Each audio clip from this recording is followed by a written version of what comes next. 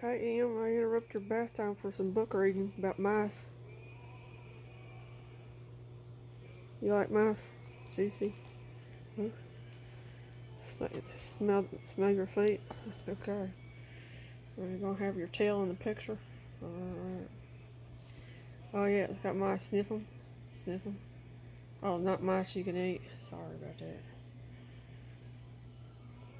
Hey, Tyrion, it's your Mimi with another Christmas story. This one's gonna be the last one. It's a Mickey's Christmas Carol. It's got one of them old-fashioned CDs in there. You ever seen a CD?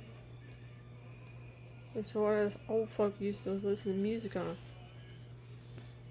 I'm just joking. I had a cassette player. Before that, I had a record player. My uncle had an 8-track. None of those things are relevant for you because you have no idea what they are, right? No. Anyways, Mickey's Christmas Carol.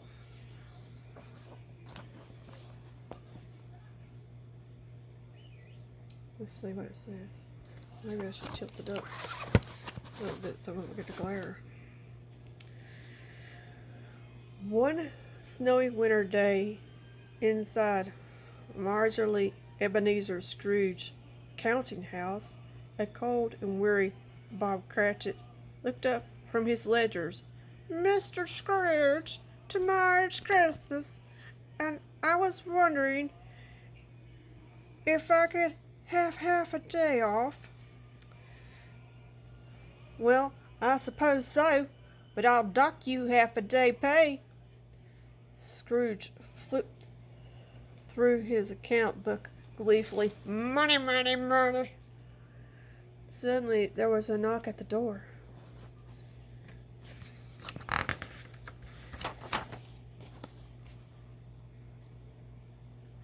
It was Scrooge's cheery nephew Fred.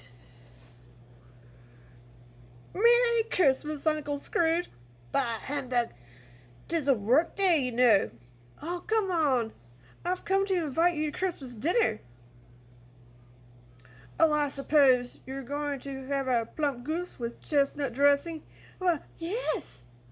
"And will you have plum pudding and lemon sauce?" "Yes." "With roast squab and pickled raisins?" "Yes, yes." "Will you come?" "You daft man. You know I can't eat that stuff. Out, out, out."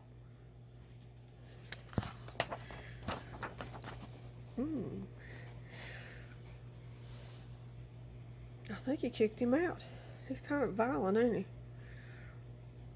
Bob Cratchit spoke up timidly. "But, sir, Master Fred has brought us a Christmas wreath. May I hang it on our door?" "You do not hang one on you." Fred handed his uncle the gift. "Merry Christmas." But Scrooge jammed the wreath down over his nephew's head. "And a bah humbug to you." Oh, it's kind of mean. It was clear Ebenezer Scrooge was not fond of Christmas. You think?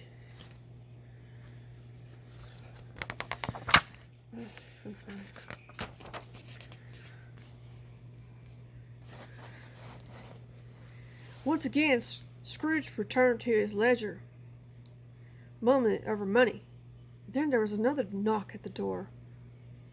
Knockety knock knock. Two men stood shivering from the cold.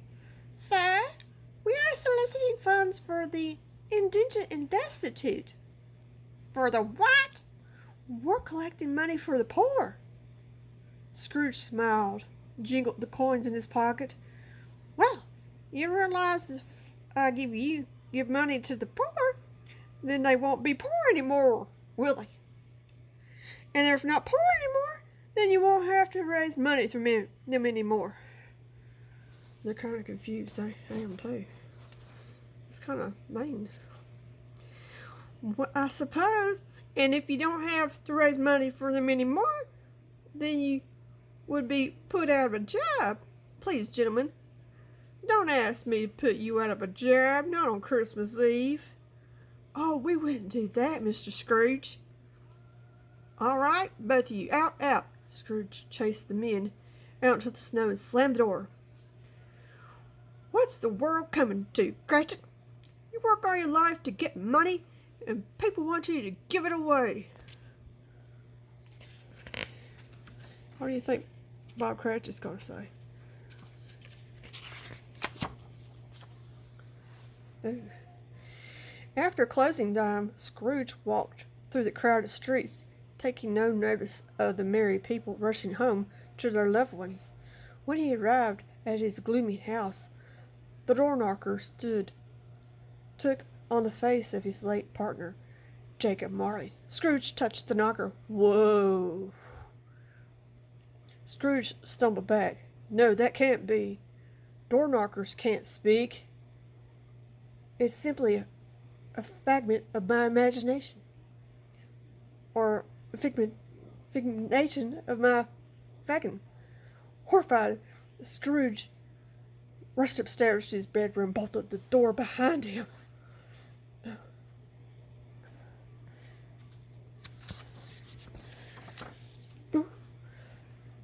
I don't think it's a figment of his imagination. Look at that.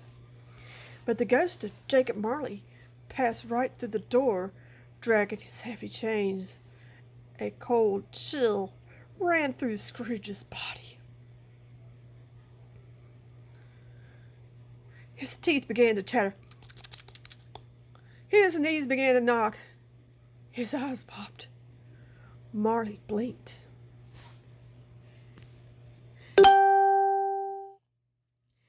Now you've finished the number. I'd like to talk to you tonight.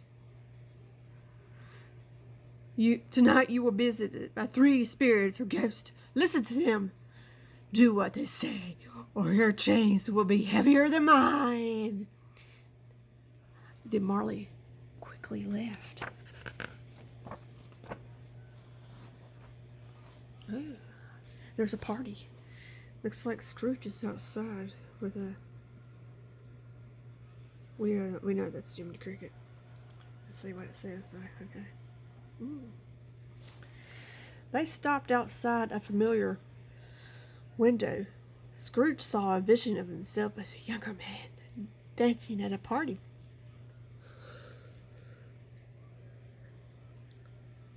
That's me! The spirit nodded. Yes, that was before you became a miserly miser, a miserable miser, consumed by greed. That's lovely, Isabel. I remember how much I was in love with her.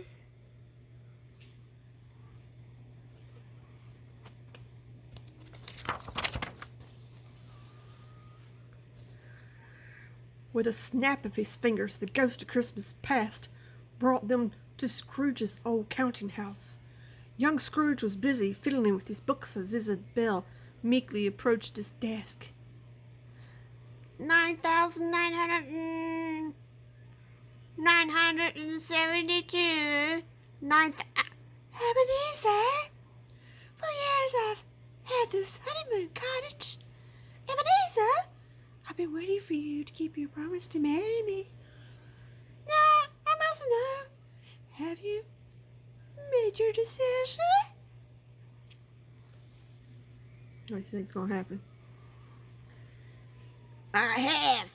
Your last payment on the cottage was 7 minutes late. I'm foreclosing on the mortgage. Scrooge could no longer bear the memories. Please, Spirit, take me home. Remember, Scrooge, you loved your gold more than the precious creature, and you lost her forever. You fashioned those memories yourself. He only had himself to blame.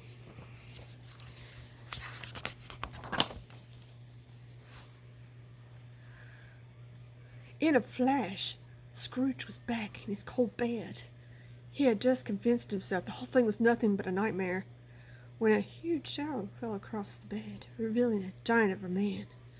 I am the spirit of Christmas present. I have filled the room with all the good things that you withheld from your fellow men. Look. It's a delicious dinner.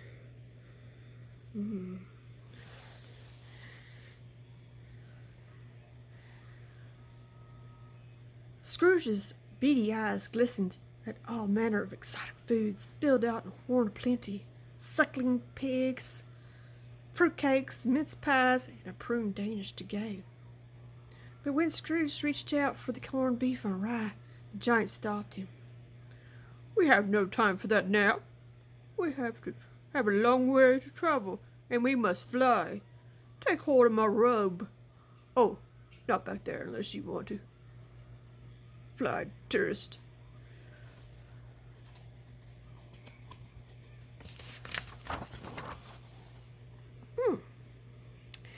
In an instant, they were at the window of Bob Cratchit's humble cottage. Scrooge watched as the family gathered around the diner table. Happy Tiny Tim Cratchit leaned on his little crutch and watched his father serve a scrawny holiday turkey. Scrooge scratched his head. "What is Cratchit doing? Carving a canary? What would you what'd you expect? With the meager wage you bestow upon him, 2 shillings a day?" Ooh. 2 shillings a day is like 2 pennies. The house was filled with joy as Bob began dinner. Let's not forget the man who made this glorious feast possible, Mr. Ebenezer Scrooge. What do you say, Tiny Tim? I say thank you, Mr. Scrooge, and God bless us,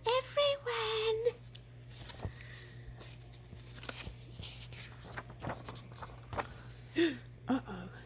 Ebenezer turned to the spirit, but the giant had disappeared. His place stood the ghost of Christmas future.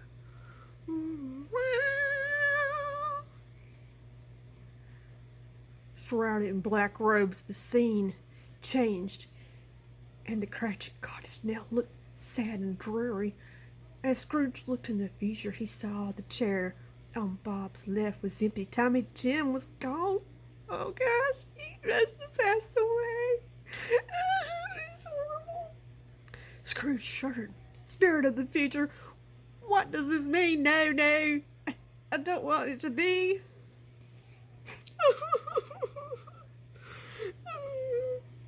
I wanted Tiny Tim to get well, sweet darling boy. The spirit turned his back on Scrooge, and with a broad sweep of his robe, he delivered Ebenezer to the windswept cemetery. The ghost pointed toward 2 grave diggers who were engaged in a ghoulish occupation, digging up graves.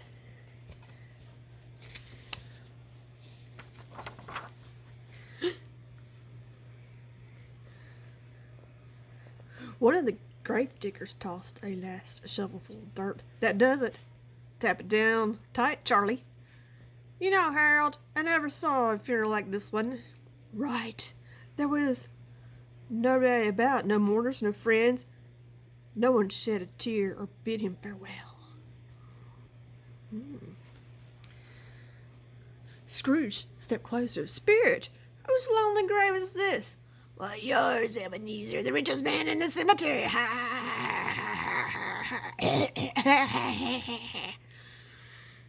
Scrooge slipped and stumbled into the grave. "No, I don't want to live my life this way. I want to change, Spirit. I'll change my ways. I'll change.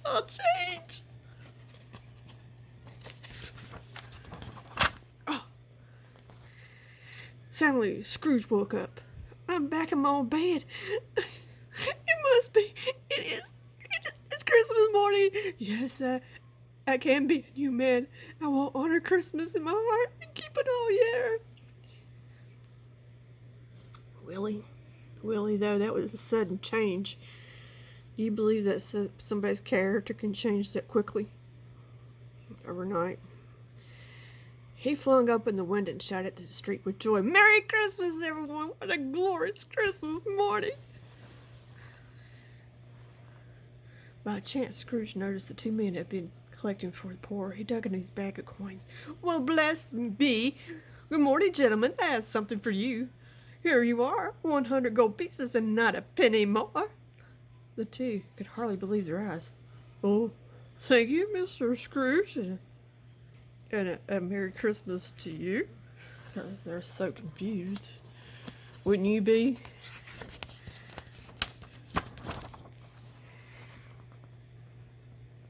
The Cratchit family was astonished to see Mr. Scrooge at the door of their cottage. His arms was laden with gifts and a plump turkey. Yes, it's Mr. Scrooge, and I brought Christmas presents for you and all the children. Bob Cratchit was gone speechless. But, Mr. Scrooge, I don't understand. What do you mean you don't understand? Well, only yesterday you told me Christmas was a time for giving. Well, now I'll tell you what Christmas is. Oh, this is going to be good. Let's see what Christmas is. 'Tis a time that once a year men and women seem by one consent to open their shut-up hearts freely and celebrate the joy of the season. Yeah, okay.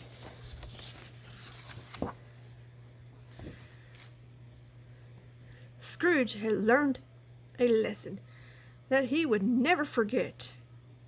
Let it be said that no one will ever keep Christmas as well as Ebenezer Scrooge.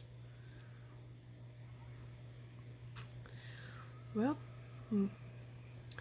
that was a strange story indeed.